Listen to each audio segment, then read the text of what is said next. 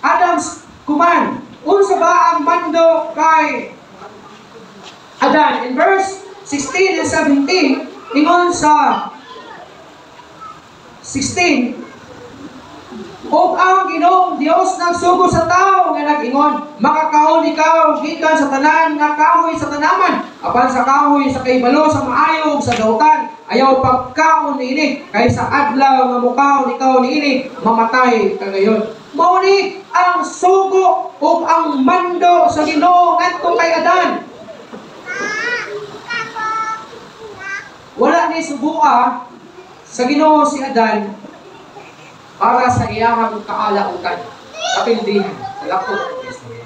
Kining mando sa Ginoo ngadto kaniya para lang gyud kini sa iyang kaayuhan. Sa diha nga mingon si Adan nga ayaw mo pag ingon niya in verse 16 nga sa diha nga gisugo niya ang tawo nga si Adan, mingon siya, makakaon ka sa tanan na kahoy diri sa tanaman.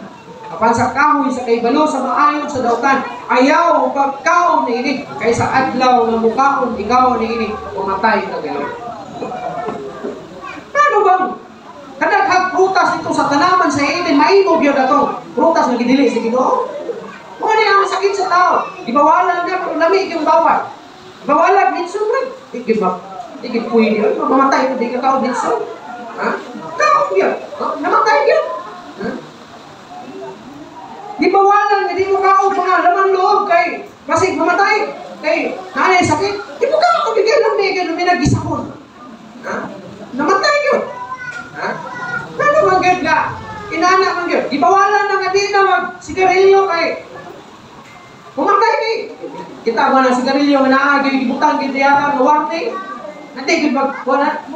Kung ba? Butang yun siguro o nagpakabutala. Bisag itutok pa mo sa mata nga bawal ni kayo mamatay ka ni. Mapungkol na imong liyo. Pungkol mo liyo. Pungkol na imong tiin. Imong kamot. Kamot? Sige rin yun.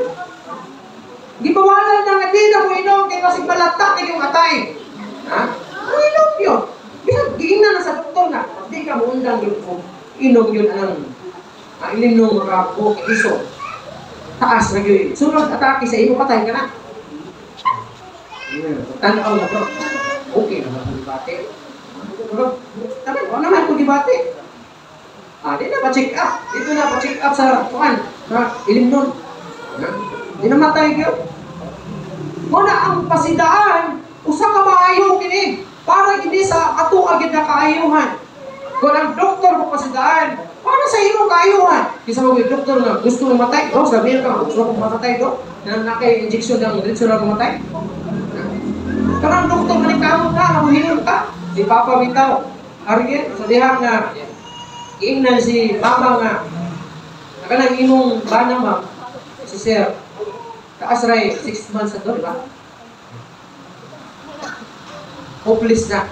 O taas ray, mulong pagulan. Mong nangingon. Hopeless na. Sabi sa'yo pa, wala naging paglaon, wala naging pag-asa. Yan, giingnan siya sa, kay imuhang, kang inyang, atay ko sa lakto na pag-istorya, nalata na. Okay, nalata na, pupuslan pa. Wala na. So, sa iyo sa doktor, may mo ng doktor nga. Ako na lang yung tiwasan. Okay, para, yan mag-antos. Sabi nga sa doktor, kung haton na mo ang tanan ma, na maarang-arang siya, para makauli siya, at least man ang una kumatay, makauban na yung minahas kinabubik. Kung makita siya sa yung mga minahas kinabubik. Kung muna ang termino, magigamit sa doktor. Maning kamo, maning kamutan, yung warang-arang. Kung man sa maling ka, kung man may doktor po doon nga, kalingkamutan na mong maulian. Barang arang ra. Eh, kining nagtuon sa medisina. Katag na, kung uban na nagot. Pag ngayon nga, tulong ka bulan, tulong ka bulan, tigok ka po. Kasi siguro, kaya una-una ka, kabalo ka, tulong na ka bulan, tumatay na, ginawa ka. Kaya, buol naman ka. Sa sige niya mga mauna, hapit na, pinag, isa na lang kabulan, hindi. Pero, saan ang kabulan, siguro, buhian eh. Ano, pag-abot sa kabulan, namatay ka. Istorya dito kami kariyahang kasi yang agaw hapon. Tingnan daw yung mama nga 6 months na lang siya, ay 8 months. Nahibulong din siya kay pag-abot 8 months, namatay din yung mama. Yung sa grabe na doktor, wala mag-ginoo. Ako muna. Kasi, okay, nabalo sa 8 months siya. Sige sa muna. Sige, pagkaguol, oy. Isa may mali pa yan, nagkaguol mo kamatayon. Samtang nagadagan ang adlaw, magduol pa mo kamatay, kaya di nang ka 8 months. Siguro may kamay, tagin na mo gabi Kung di na mo 8 months, kaya mo gabi magiging adlaw, gabi na po. So samtang nagkadoon, kaanang po ka kamatay, kaya parang 8 months na dito mo. Ay, 8 months na. Ha?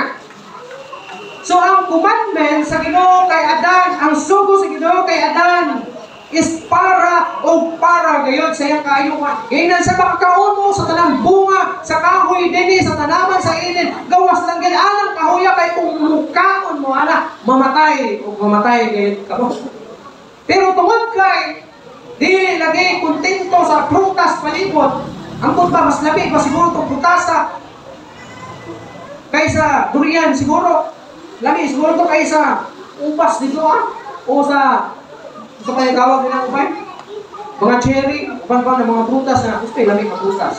Durian ba? Ha? Strawberry, muskin.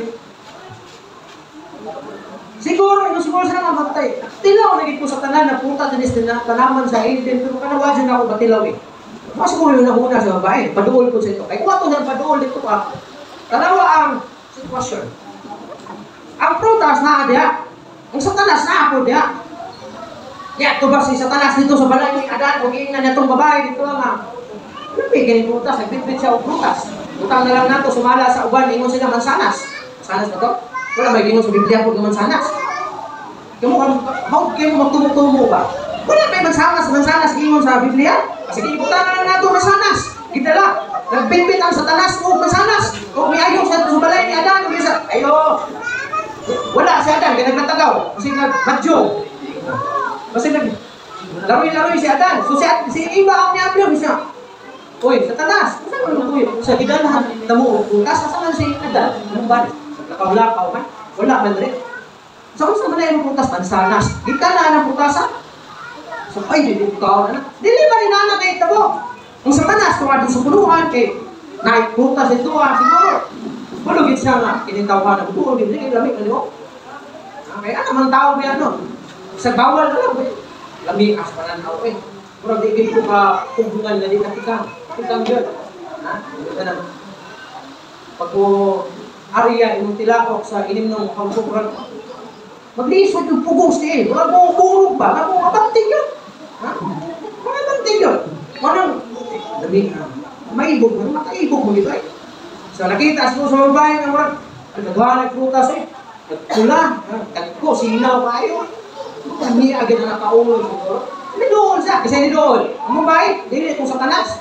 Doon sa ito, hindi nagkat sa babae, kasi di satanas si babae. Mabiyabiho mo satanas ako. Kasi siya, pagkaon, kasi mo nagkakalakad sa babae, di sila sa kahoy. Sakit na siya satanas. Kaunon. Di yan, tingnan na. Pagkaon. So, kadili, tingnan ko nga. Bawal lang ko na, bawal, matay ko na. Ito, storya na sige doon. Kaya kung pagkaon ka na, may sama ka niya, may mo kang maalamon. Sige, ganito po.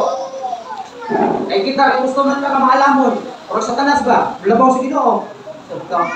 May sama kong ginawa na Ay, kalami, anong kinabuhi ako? May sama niya kong Ginoo. Pero siya nito po. Nalak. Napildi ang iyong alak. Huwag man siya namatay physically, pero namatay siya spiritually. Kaya nakasala siya batok sa Ginoo. Inanabay ba? Kung asa tong gibawal, pero kay giubiran mo ka nga. Kung magkano ng doktor, doktor Naksik di mo? Mana? Bitaw na. May sakit lagi. May sakit hawak ko. May sakit ng tiyan. May sakit ng tiyan. Okay lang. Tama din yung doktor. Atik-atik lagi niya siguro. Kaya para padayon ko na tumarok tambal. Kaya yung kasi bahin sa kuhan. Butika. Wala. Ito po. Impas. Pati utang. Impas. That's command are meant for our own good. Kung pasidanan sa Ginoo para gid siya sa atong kayuan. We are free to enjoy life. Pero dunay boundary. Ingon si Solomon. O ingon si Solomon. Ingon niya, nga buhata ang tanan na makalipay sa imuha. Abantiman manubag ka sa tanan na imuha. Adunay kagawasan na buhaton nimo ang tanan na makalipay sa imuha. Pero sa unahan, adunay pasidaan, ug ang pasidaan timan kini. Manubag ka sa tanan nimong gibuhat. Ang ato naman gidawat katong sugo na buhatang tanan makalipay nimo, pero katong gipasidaan nga manubag ka ana. Kalimutan ba to? Paniwala ko. Basta kay buhaton na ko tanan makalipay sa kuha. Gitagatag ka kagawasan to enjoy life, pero ayaw kalimti. Ang tanan nimong gibuhat dinhi sa yuta, manubag ka sa Ginoo. Usahay kana ang wala nato tagay pagtagad. Kay gitagaan atong pagtagad ang kalipay nga atong masinati diri sa kalibutan. Nya ang mentality pagit nato ato gituhan nga ang makahatag nato kalipay maulang gyud ang kalibutan. Wala tay lain. Kung tanang nangalakad sa Ginoo way kalipay. Pero sa diha nga sa kalibutan grabe kalipay. Pero diya sa Ginoo pero di man malipayon kung napugos. Ha? Kay wala na kayo. Muna-muna sa akong marbuan na yung kagawasan ani nga magpabatlong. Kay makita ko ni pastor. Kita ko sa mga kaigsunan simbahan. Pasawayan ko. Pero sa diha manapa ka sa kalibutan, bisag magsusapinday na sa dalang pakialam. Ha? Bisag ikaw ra, bisag 4 lanes sa kalsada. Murag wala makagisakinan. Pinas ko nga dagi. Tikang kadukas, tikang balik kadukas, tikas. Okay. Ha? Murag yuko na. Kumpa na siguro. Ha? Gitagaan ka kagawasan to enjoy life, pero ayaw pasubra isuon. Kay kung musubra, timan ubagon mo na atubangan sa Ginoo. Kitang tanan matubaw sa Ginoo. Manubang sa Ginoo. Walay proxy dito ha. Ha? May na siguro tong nangatag og akap diri nga kay pwede ba proxy ato? Dili. Itong nangatag og pugas. Pwede proxy. Pwede man daw. Basta dara ka. Kadawat siguro mo. Asa man ting lista wala gyud kadawat ba? Wala kay napot sa balay. Nahuman na lang eleksyon. Bisan mga mangay, wag yun. Kami kasi ng amang subalay. Ha? Nya. Ano ba? Balimpin, gusto mo. Ha? Pinapinti man. Kamu ha? Dawat-dawat mo ako. Okay lang ako. Kamu mo kadawat. Ha? Disobedience results in failure in life. Kung sa daw, ang pagkamasinupakot mo resulta kini sa pagka-fail sa imuang kinabuhi. Mo nang imong mga plano, wala mao. Mga gusto ng kinabuhi, wala nagkadimaho. Imong kinabuhi mismo, wala nagkadimaho. Kay disobedient man ka sa Ginoo. Ha? Kataro sa kinabuhi ni Adan ug ni Eva, sa garden ug Eden. Talabis, kinabuhi dito ha. Wala, dili na siya, di na mag-anto si Eva nga mga anak. Di mag-anto si Adan nga magpatulo sa iyang singot. Karon lang makakaon siya. Kay dunay nakapagkaon dito sa garden o Eden. Pero, nasa may ko? Nisupak niya ako sa Ginoo. Sa diha nga nisupak sa Ginoo, kailan sa Ginoo. Awa mo na sa garden o Eden. Hindi mo ngayon dahil puyo. Hihingin lang sila sa garden o Eden. Kung unya, tingnan sila. Ikaw bitin, kaya ikaw man nanintal sa babae, pangin mong magkaaway mong buha. Kung di ka matikod, ang babae, ako di mo yung tikod. Kung di ka kamakabantay, kitang ka, puko ng ulo di mo. Ikaw po babae, kaya di, namiraw ka mo sa tanas, mag-antos ka sa iyong pagpaganak.